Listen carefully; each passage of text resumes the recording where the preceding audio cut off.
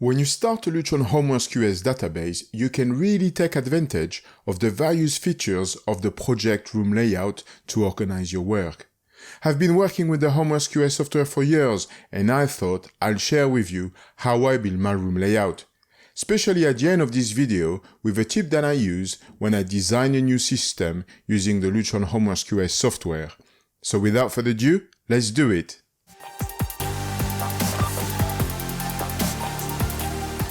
When we work on the new Lutron Homeworks QS system, the first thing we have to do is to build our project room layout. To do this, we will need to get the room layout information from any of those documents, like a lighting floor plan, a load schedule, or a wiring schedule. We've already done some tutorial about those documents, and you can find the links in the comment section below. Alternatively, we can also walk around site and build our rooms as we go on the Homeworks QS software. Let me do just a quick example. Let's say that in my current project, the Lutron system controls the light inside and outside the house. So the first thing I will do will be to give a name to my project. And this name will be shown on all my reports documents. And I like to use it as it makes my documentation more professional. Below this, you see that we have something called area. And this is how the Lutron Homeworks QS system breaks down the rooms by area. So by clicking the plus icon next to my project name, I will create an area for everything that will be fitted inside the house and another for everything that will be fitted outside the house, which I will call exterior. Now, let's say then this is a 3-story house. So next to house, I click on the plus icon again to create the ground floor, the first floor, and the second floor. One thing to notice when I put my mouse on the plus sign is that it says add child. And one important thing to bear in mind is that we can only add programming elements such as lighting circuit, keypad or blind, etc. to a child area, never to a parent area. So next to exterior, I will click to the plus sign and add the front garden and the back garden. Now that I've created levels and areas, let's add the rooms. Same method here. In the ground floor, I'll add a room. But one thing I can also do is that instead of clicking on the plus sign, while the parent area is clearly selected, I can add a child area by using the keyboard shortcut Insert. Add the entrance hall and then click Enter. I can also add other areas to the same parent area by using the keyboard shortcut Ctrl and Insert. So here, while I have entrance hall highlighted, I can add a new area beside it by using this Ctrl and Insert shortcut.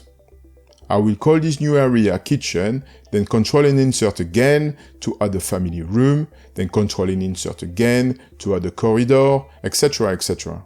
So in one go, I can quickly add rooms by using the shortcut Insert to add the child area, or Ctrl and Insert to add an area at the same level as the one selected. Once you've created all your areas or rooms, whatever you want to call them, you will notice that you can reorder them by clicking and dragging. The software may even ask you to confirm if you want to drag it within or beside a specified area, and you can also cut and paste the room somewhere else. Ordering the room during the commissioning and programming can be very useful. Personally, I use it at my advantage to organize the room in a slightly different way depending if I am programming or if I am designing a new Lutron Homeworks QS system.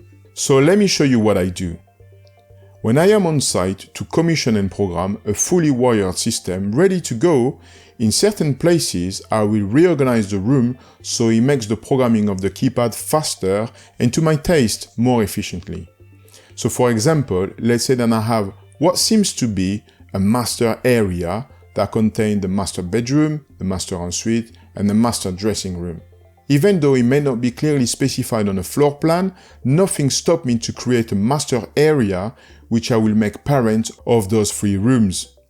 The reason I'm nesting those rooms in that manner is that it will make the programming of some of the keypad's buttons quicker and easier.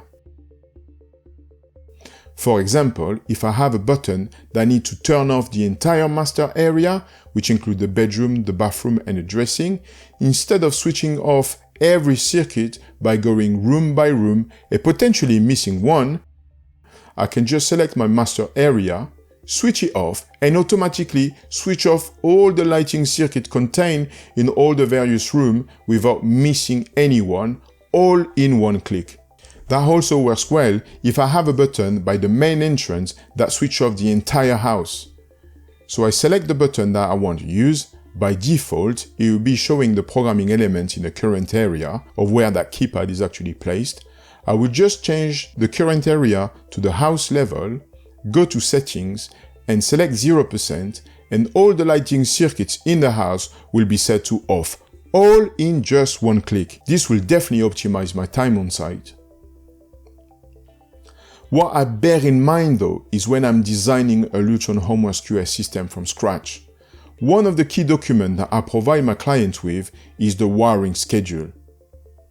And what I've noticed is that if I start nesting room at the design stage, when I generate the wiring report, I will get a document with very long zone names. And those zone names might contain areas that are not really shown on the floor plan or any other design and installation documents, like my master area I previously created just for my own convenience, or even here where I felt it would help in my programming and I split the master and suite area and I have now a master bathroom and a master shower area, which result in even longer zone names.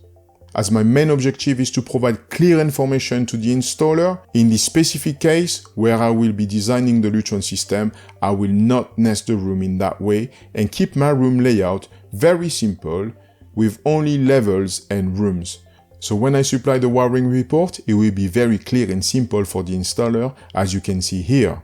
Then, once I have fully commissioned the Lutron system, which means that once I've addressed all the Lutron module and other equipment, once I've tested all the system outputs by turning them on and off, dim, or even flash, and once I know that the whole Lutron panel has been wired correctly and have the lighting zone working as expected, then and only then I will take a couple of minutes and nest my room wherever I see fit.